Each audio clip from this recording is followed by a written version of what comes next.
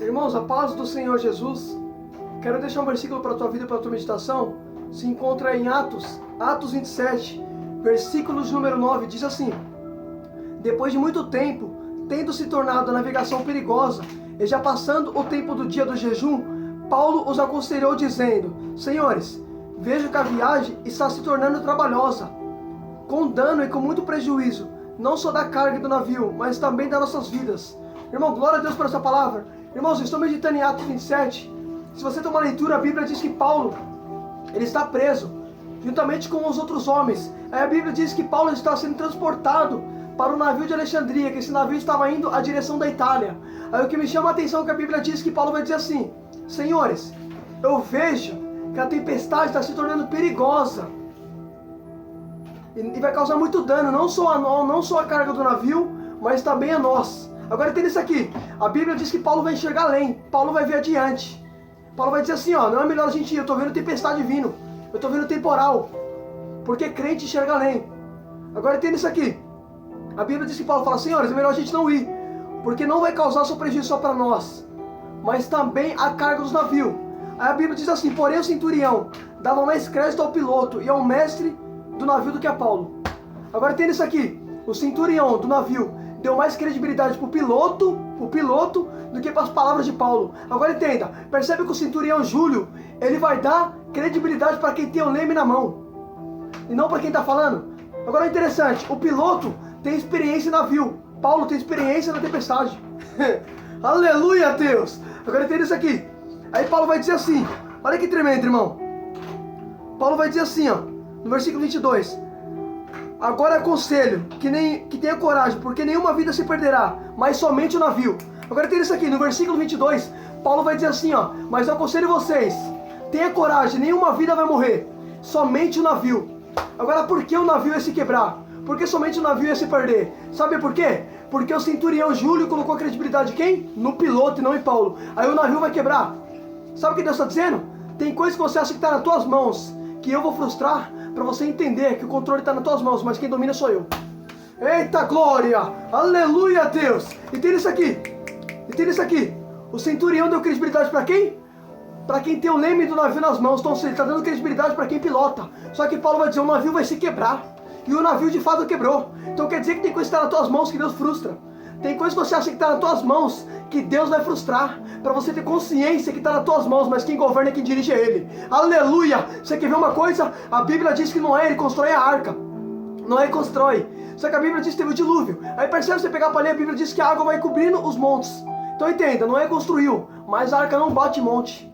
Por quê? Porque quando você constrói e deixa Deus dirigir, aleluia! Eita glória, Jesus! Agora por que nessa passagem o navio quebrou? Porque o centurião deu credibilidade para quem tem o controle do navio na mão, e não para quem fala a palavra. Eita Jesus, tem coisa que Deus vai frustrar, que está nas tuas mãos, que é para você dar credibilidade, para você entender que é Ele que governa. A Bíblia diz que o Senhor governa nos céus e na terra. Ele reina nos céus e na terra. Então percebe, está nas tuas mãos. Mas tem coisa que Ele vai frustrar, que é para você ter consciência que quem governa e quem toma direção é Ele, não você. Aleluia! Entenda isso aqui. Olha que tremendo, irmão, olha que tremendo. Aí Paulo vai dizer: Senhor, digo para vocês não irem. Aí a Bíblia diz que eles não deram ouvido para Paulo. Eles não deram ouvido. Eles foram e passaram por cima da ordem de Paulo. Aí a Bíblia vai dizer assim: soprando brandamente o vento sul, passando entre eles, desejavam levantar-se a âncora, e foram desencadeados por mais perto da ilha de Creta. Irmão, você pegar para ler, a Bíblia diz assim, que levantou um vento muito forte, teve até tufão, teve rodamuinho. Escuta isso aqui, olha a tempestade que eles passaram, porque eles não deu credibilidade para Paulo. Aí a Bíblia vai dizer assim, ó, olha que tremendo, a Bíblia diz assim, que eles começaram a tirar a carga do navio, por causa da tempestade. Agora entenda isso aqui.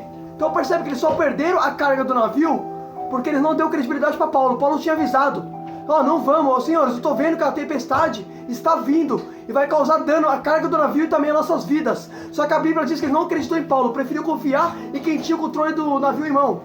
Aí a Bíblia diz que eles tiveram que jogar as cargas do navio fora, porque não acreditaram na palavra de Paulo. Agora pega, sabe o que Deus está ensinando aqui? Tem pessoas que eita glória, eu vou falar. Tem gente que vai perder coisas porque está deixando de ouvir. Eita glória, tem coisas que você vai perder porque você não está dando ouvido para quem está falando, rapaz. Você quer ver uma coisa? Quantas vezes seu pai e tua mãe te aconselham? Ó, não faz isso, não faz aquilo, você não dá ouvido. Quantas vezes alguém fala pra você, você não tá ouvindo? Tem coisa que você vai perder por falta de ouvir. Rapaz, aleluia. Paulo deu conselho, Paulo disse, não vamos para a tempestade. Está vindo uma tempestade aí. Só que a Bíblia diz que o centurião preferiu confiar no piloto do navio e no navio do que na palavra de Paulo. Aí passaram tempestade e tiveram perca, porque não deram credibilidade para Paulo. Aleluia. Sabe o que significa isso? Tem gente que vai perder, rapaz, por falta de ouvir. Eita glória. Sua mãe e seu pai já falou pra você que esse relacionamento não é pra você. Por que você perdeu? Porque não deu ouvido. Eita glória a Deus. Aleluia a Deus. Sua mãe e seu pai já te deu muitos alerta e você não deu ouvido. Quando você deixa de ouvir, você perde. Tem gente que está perdendo por falta de ouvir. Eita glória. Olha que tremendo. Olha que tremendo. Por que eles passaram tempestade? Porque não ouviram Paulo. Então nem toda tempestade se levanta diabo. Tem tempestade que se levanta porque você está dando credibilidade para a palavra. Eita glória. A Bíblia diz, quem não ouve as palavras também não será ouvido. Eita Jeová. Oh, glória a Deus, aleluia. Olha que interessante. Aí Paulo disse assim, sabe por que Paulo falou que o navio ia quebrar, irmãos? Porque Paulo vai dizer assim, senhores, olha que interessante. Mas agora aconselho que tenha coragem, porque nenhuma vida se perderá, mas somente o navio. Porque esta noite um anjo de Deus, a quem pertenço, veio ter comigo dizendo, Paulo, não tenha medo, é preciso que você compareça diante de César.